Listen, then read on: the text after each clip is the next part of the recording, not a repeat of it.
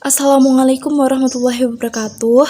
Perkenalkan saya Ayumna Alif Lumeksi, NPM 060, akan menjelaskan mengenai materi ekosistem dan melanjutkan penjelasan dari teman-teman saya.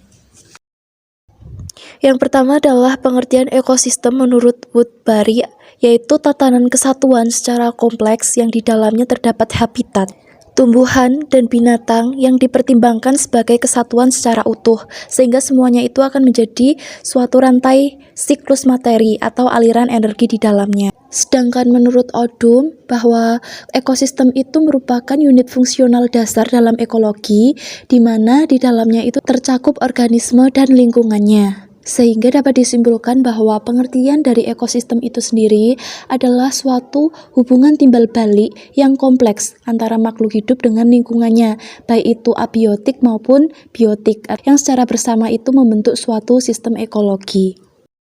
Yang selanjutnya adalah satuan dalam ekosistem. Itu yang pertama ada individu. Individu itu terdiri atas organisme yang tunggal atau satu, dan kumpulan dari beberapa individu yang sejenis itu akan membentuk yang kedua, yaitu populasi. Populasi itu terdiri dari beberapa individu sejenis yang menempati pada waktu dan daerah tertentu. Nah, lalu di atasnya populasi, kemudian ada yang namanya komunitas. Itu adalah kumpulan dari beberapa populasi yang menempati suatu daerah tertentu dan saling berinteraksi maupun mempengaruhinya. Lalu yang selanjutnya adalah ekosistem, adalah hubungan timbal balik antara lingkungan dengan organisme atau abiotik dengan biotik. Selanjutnya adalah macam-macam ekosistem. Nah, pada macam-macam ekosistem ini berdasarkan sejarah terbentuknya itu dibedakan menjadi 3. Yang pertama adalah ekosistem alami.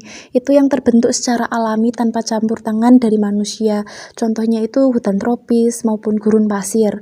Nah, yang membedakan atau ciri khas ini ditentukan oleh faktor seperti suhu, curah hujan maupun iklim. Yang kedua ada ekosistem buatan. Itu adalah ekosistem yang sengaja dibuat oleh manusia atau adanya campur tangan dari manusia. Contohnya kolam, sawah, taman.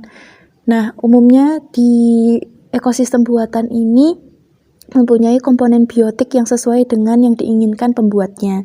Dan yang ketiga adalah ekosistem suksesi. Ialah proses perubahan dalam komunitas atau suatu ekosistem yang berlangsung secara perlahan dan teratur dalam kurun waktu yang lama menuju satu arah dan menyebabkan pergantian suatu komunitas pada ekosistem oleh komunitas dalam ekosistem yang lain. Contohnya itu adalah daerah yang tertimpa bencana alam sehingga seluruh kehidupan penghuninya mulai punah.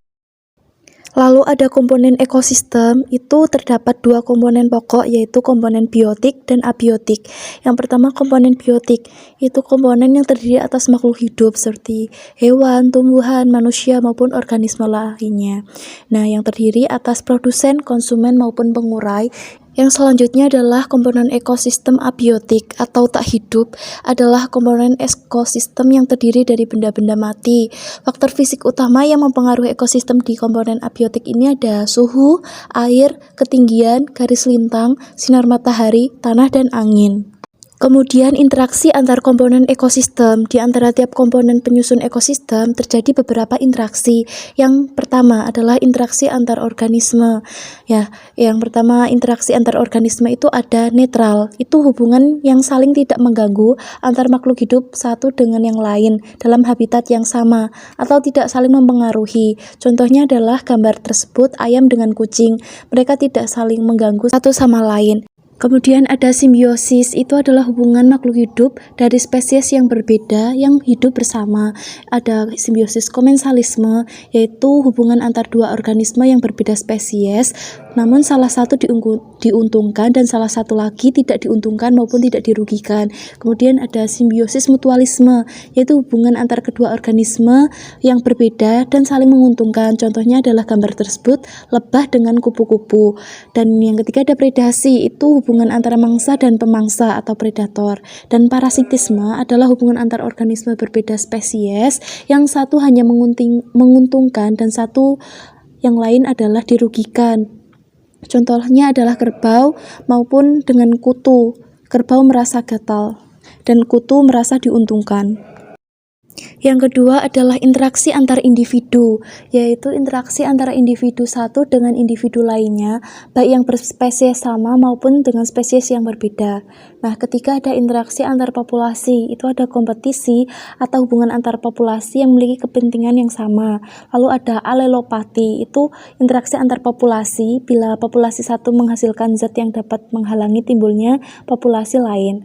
Lalu yang keempat adalah interaksi antar komunitas, itu interaksi dalam ekosistem yang melibatkan komunitas yang sangat kompleks, sebab tak hanya melibatkan bermacam-macam organisme, namun juga melibatkan aliran makanan juga energi. Dan yang kelima adalah interaksi antar komponen biotik dan abiotik. Nah, itu ada yang pertama rantai makanan, itu proses makan dan dimakan dalam suatu organisme yang memiliki arah tertentu perpindahan energi. Lalu ada jaring-jaring makanan, itu merupakan gabungan dari beberapa rantai makanan yang saling berhubungan. Kemudian ada piramida makanan, itu gambaran yang menampilkan informasi tentang pengelompokan ekosistem. Ada piramida energi atau memperlihatkan jumlah energi yang dipindahkan, lalu piramida biomasa atau makanan yang memadukan massa dari seluruh organismenya, dan piramida populasi, itu informasi tentang jumlah populasi sebuah ekosistem. Selanjutnya ada istilah yang namanya biosfer.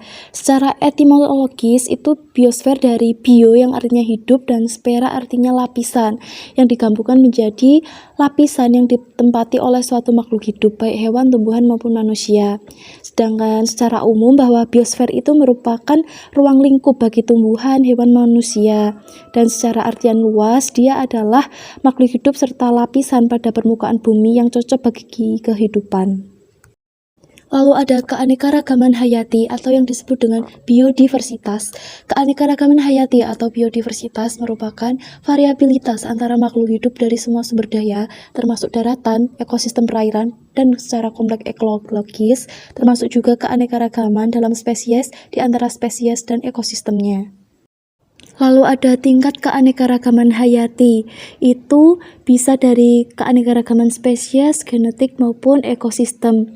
Nah, keanekaragaman spesies itu mencakup seluruh spesies yang ditemukan di bumi. Nah, spesies ini sebagai sekelompok individu yang menunjukkan beberapa karakteristik penting yang berbeda dari kelompok lain, baik morfologi, fisiologi, maupun biokimia. Nah, selanjutnya ada keanekaragaman genetik, itu variasi genetik dalam satu spesies, baik antara populasi yang terpisah secara geografik maupun di antara individu dalam satu populasi. Lalu ada keanekaragaman ekosistem, itu merupakan komunitas biologi yang berbeda serta asosiasinya dengan lingkungan fisik atau ekosistem masing-masing. Ada pertumbuhan populasi manusia, bahwa pertumbuhan populasi manusia yang begitu pesat dalam 20 tahun terakhir menyebabkan terjadinya alih fungsi lahan hutan untuk aktivitas perladangan, pertanian, dan pembangunan perumahan masyarakat. Nah, di samping itu pertumbuhan populasi manusia juga menyebabkan satwa liar hidup berbagi habitat dengan manusia.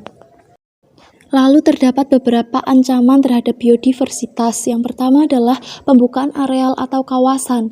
Nah, kegiatan pembukaan hutan itu akan menghilangkan beribu-ribu spesies asli yang ada di hutan karena dapat kehilangan habitatnya. Contohnya adalah semakin langkanya jalak putih Bali karena habitatnya itu sudah mulai tergusur. Lalu yang kedua ada penebangan hutan tanpa upaya pelestarian. Usaha penebangan ini tanpa diiringi upaya pelestarian juga dapat mengakibatkan rusaknya lingkungan. Nah, yang ketiga adalah eksploitasi sumber daya alam yang berlebihan. Ini juga jika dilakukan secara besar-besaran dan berlebihan itu dapat mengakibatkan kerusakan pada lingkungan yang dapat diantaranya untuk memenuhi kebutuhan bahan baku industri manusia. Contoh pada gambar tersebut. Selanjutnya yang keempat, membuat jenis organisme baru. Dengan memperkenalkan atau membuat jenis organisme baru yang berpotensi merusak kestabilan ekosistem, itu seperti hewan-hewan yang dimodifikasi secara genetik, itu juga dapat mengancam adanya kerusakan lingkungan. Dan yang kelima adalah pembuatan limbah. Pembuatan limbah ini berbahaya ke lingkungan karena proses jika tidak diiringi dengan pengolahan terlebih dahulu, itu akan mengakibatkan kerusakan secara langsung dan mengakibatkan pencemaran seperti pencemaran air. Lalu ada istilah konservasi in situ dan ex situ, bahwa konservasi keanekaragaman hayati adalah pengelolaan keanekaragaman hayati yang pemanfaatannya dilakukan secara bijaksana untuk menjamin kesinambungan persediaannya dengan tetap memelihara dan meningkatkan kualitas keanekaragaman dan nilainya. Nah, yang pertama ada pelestarian dengan metode in situ. Nah, in situ itu adalah upaya pelestarian keanekaragaman hayati yang secara langsung dilakukan di alam tempat flora atau fauna tersebut berada. Nah, pada pelestarian metode in situ itu contohnya melalui suaka marga satwa, taman nasional, ada cagar alam, dan hutan suaka alam.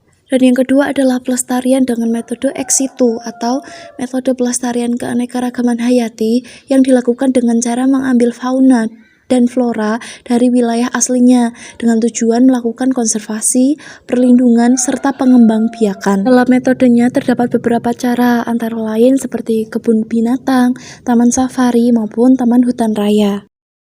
Beberapa daerah konservasi metode in situ di Indonesia seperti Taman Nasional Ujung Kulon yang melindungi badak bercula 1 dan badak Jawa, lalu Taman Nasional Ujung Puting melindungi orangutan dan beberapa jenis palem, lalu ada Taman Nasional Kerinci yaitu taman nasional terbesar di Indonesia, lalu dia itu khusus melindungi hewan endemik Sumatera, dan yang keempat ada Taman Nasional Komodo melindungi hewan komodo, dan yang kelima ada Taman Nasional Gunung Leuser yang memiliki jenis flora dan fauna yang sangat melimpah. Nah, Taman Nasional ini memegang sebagai taman nasional jenis flora fauna terbanyak se-Asia Tenggara. Lalu pada konservasi ex situ, beberapa daerah konservasi ex situ yang ada di Indonesia, contohnya yang pertama Taman Safari Prigen di Jawa Timur, lalu ada Taman Hutan Raya Purwodadi di Jawa Timur, lalu yang ketiga Taman Hutan Raya Bogor seperti pada di gambar, lalu yang keempat ada Kebun Binatang Ragunan Jakarta. Baik, sekian presentasi dari kelompok kami, kelompok 7. Mohon maaf apabila ada kesalahan maupun kurang. Terima kasih. Wassalamualaikum warahmatullahi wabarakatuh.